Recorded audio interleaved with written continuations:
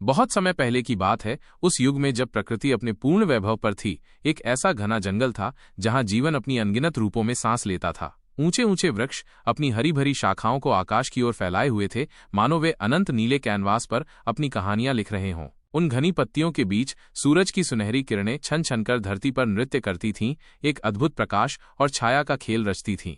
इस हरे भरे साम्राज्य में तरह तरह के पक्षी अपनी मधुर आवाजों से वातावरण को संगीतमय बनाते थे, जानवर अपनी सहज चाल से वन के रास्तों पर विचरण करते थे और असंख्य कीट पतंगे अपनी छोटी सी दुनिया में व्यस्त थे।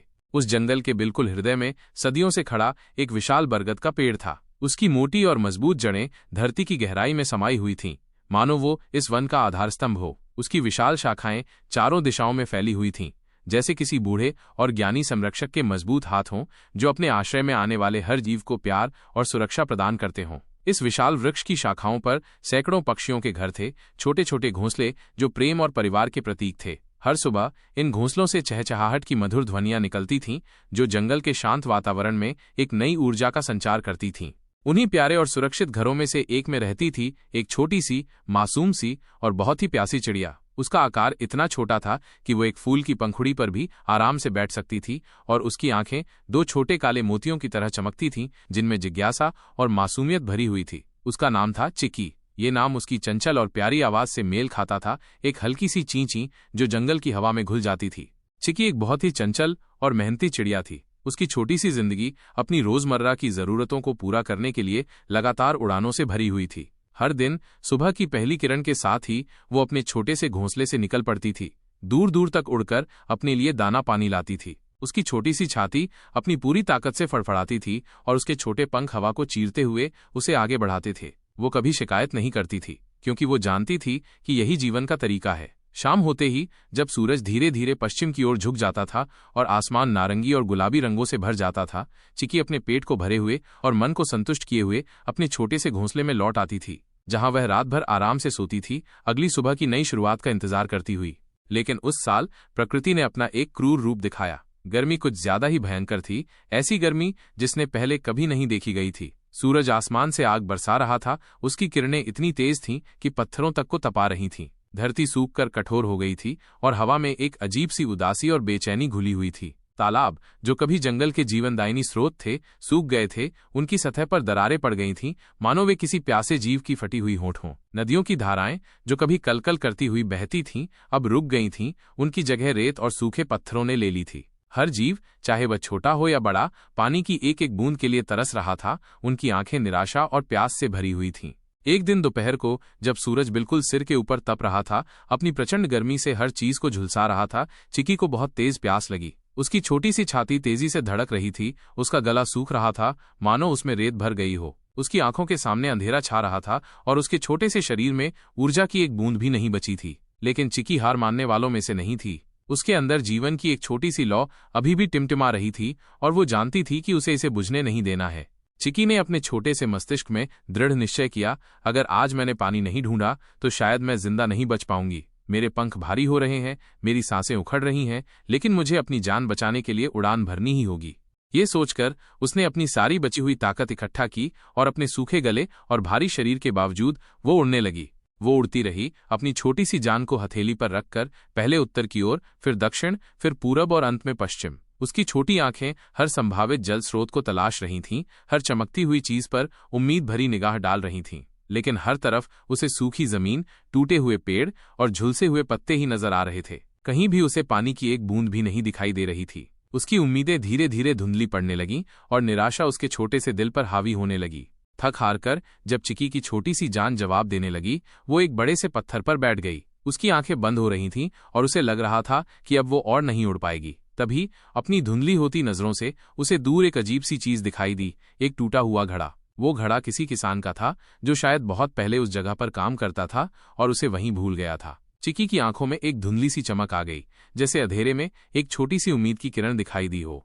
शायद इस घड़े में थोड़ा बहुत पानी बचा हो। उसने सोचा, अपनी आखिरी उम्मीद को पकड़कर, और तुरंत अपनी सारी बची हुई ताकत लगाकर उस दिशा में उड़कर पहुंची। जब उसने घड़े के किनारे पर बैठकर अंदर झांका तो उसकी उम्मीद सच हुई। हाँ, घड़े के तले में थोड़ा सा पानी था जो धूप में चमक रहा था, मानो उसे बुला रहा हो। लेकिन एक बड़ी समस्या थी, पानी बहुत नीचे था, इतना नीचे कि उसकी छोटी सी चोंच वहां तक नहीं पहुंच पा रही थी। चिकी ने अपनी चोंच को घड़े के अंदर डालने की कोशिश की, लेकिन वो पानी की सतह से बहुत दूर रह गई। उसकी प्यास और भी बढ़ गई और निराशा की एक ठंडी लहर उसके छोटे से शरीर में दौड़ गई। कुछ देर तक चिकी वहीं बैठी रही, उस अनमोल पानी को देखती रही जो उसकी पहुंच से बाहर था। उसके छोटे से मस्तिष्क में विचारों का बवंडर उठ रहा था। क्या करूं? क्या अब मैं हार मान लूं? क्या यही मेरी किस्मत है कि मैं प्यास से मर जाऊं? लेकिन फिर उसके अंदर की वो मेहनती और हार न मानने वाली भावना जाग उठी। उसने अपने आप से कहा, नहीं, मैं इतनी आसानी से हार मानने वाली नहीं हूं, मुझे कोई रास्ता ढूंढना होगा।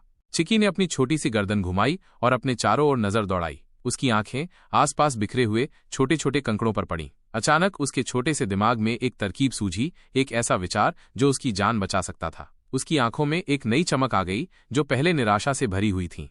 उसने तुरंत काम करना शुरू कर दिया। वो एक एक करके छोटे छोटे कंकड़ उठाना शुरू किया और उन्हें अपनी चोंच में दबाकर घड़े के पास ले आई और उसमें डालने लगी। पहला कंकड़ घड़े के अंदर गिरा, फिर दूसरा, फिर तीसरा। हर कंकड़ के गिरने की आवाज चिकी के कानों में एक उम्मीद की धड़कन की तरह सुनाई दे रही थी। धीरे धीरे जैसे जैसे घड़े में कंकड़ जमा होते गए, पानी का स्तर ऊपर चढ़ने लगा। चिकी की आंखों में आशा की चमक बढ़ती जा रही थी, लेकिन उसका छोटा सा शरीर बुरी तरह से थक चुका था। उसकी पंखें दुख रही थीं और उसकी सांसें भारी हो रही थीं।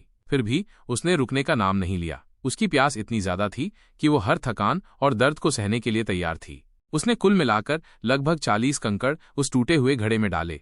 हर बार वह कंकड़ उठाने के लिए उड़ती, उसे अपनी छोटी सी चोंच में सावधानी से पकड़ती, उसे घड़े के ऊपर ले जाती और उसमें डाल देती और फिर अगले कंकड़ को ढूंढने के लिए वापस उड़ जाती। सूरज की तपिश में उसके छोटे पंख झुलस रहे थे, लेकिन उसकी जिद और जीने की इच्छा शक्ति अटूट थी। आखिरकार उसका अथक प्रयास रंग लाया। पानी धीरे धीरे इतना ऊपर आ गया कि चिकी आराम से अपनी छोटी सी चोंच से पानी पी सकी। जैसे ही उसने पहली बूंद ठंडे पानी की चखी, उसके पूरे शरीर में एक नई ऊर्जा दौड़ गई। उसे ऐसा लगा जैसे किसी ने उसमें फिर से जान डाल दी हो। उसकी सूखी हुई जीभ को ठंडक मिली और उसका गला तर हो गया। उसने खूब पानी पिया, अपनी प्यास को पूरी तरह से बुझाया और फिर वह उड़कर पास के एक पेड़ की घनी छांव में जा बैठी। उसकी छोटी सी छाती अब शांति से धड़क रही थी, उसकी आंखें संतोष से भरी हुई थीं और उसके छोटे से मन में एक गहरा गर्व महसूस हो रहा था। उसने अपनी मेहनत और समझदारी से वो कर दिखाया था जो असंभव लग रहा था। अगर मैंने उस समय हिम्मत हार दी होती, उसने धीरे से सोचा, और उस घड़े को देखकर निराश हो गई होती, तो शायद आज मैं भी जंगल के बाकी उन प्यासे जानवरों की तरह पानी की कमी से मर जाती। लेकिन अब मैंने साबित कर दिया कि छोटा होने से कोई फर्क नहीं पड़ता, अगर इरादा मजबूत हो और मुश्किलों का सामना करने की हिम्मत हो। चिकी की ये छोटी सी लेकिन प्रेरणादायक कहानी जंगल के कोने कोने में फैल गई। बड़े बड़े जानवर जैसे हाथी, जिनकी ताकत का कोई मुकाबला नहीं था, शेर जो अपनी बहादुरी के लिए जाने जाते थे, और भालू जो अपनी दृढ़ता के लिए प्रसिद्ध थे, भी उस छोटी सी चिड़िया की मेहनत और समझदारी की तारीफ करने लगे। उन्होंने महसूस किया कि आकार या शक्ति ही सब कुछ नहीं होती, बल्कि बुद्धि और लगन से बड़ी मुश्किल को भी हल किया जा सकता है। कई जानवरों ने उस छोटी सी चिकी से प्रेरणा ली और अपनी मुश्किलों का हल खुद ढूंढना शुरू किया, बजाय किस्मत पर भरोसा करने के। पेड़ों पर रहने वाले दूसरे पक्षियों ने भी उसे धन्यवाद दिया। तुम्हारी वजह से हम सबने सीख लिया कि अगर हम ठंडे दिमाग से सोचें और हार न माने, तो हर समस्या का कोई न कोई हल जरूर होता है। कुछ दिन बाद प्रकृति ने अपनी करुणा दिखाई। आसमान काले बादलों से घिर गया, बिजली चमकी और फिर जोरदार बारिश शुरू हो गई। धरती जो गर्मी से तप रही थी, धीरे धीरे ठंडी हो गई और उसने फिर से हरी चादर ओढ़ ली। सूखे हुए तालाब और नदियां फिर से पानी से भर गए और जंगल एक बार फिर से जीवंत हो गया। पक्षियों की चहचहाहट और जानवरों की आवाजों से गूंज उठा। लेकिन उस छोटी सी चिड़िया चिकी की कहानी हर जीव के मन में हमेशा के लिए बस गई। ये कहानी उन्हें याद दिलाती रही कि कभी भी उम्मीद नहीं छोड़नी चाहिए और हमेशा मुश्किलों का सामना धैर्य और समझदारी से करना चाहिए।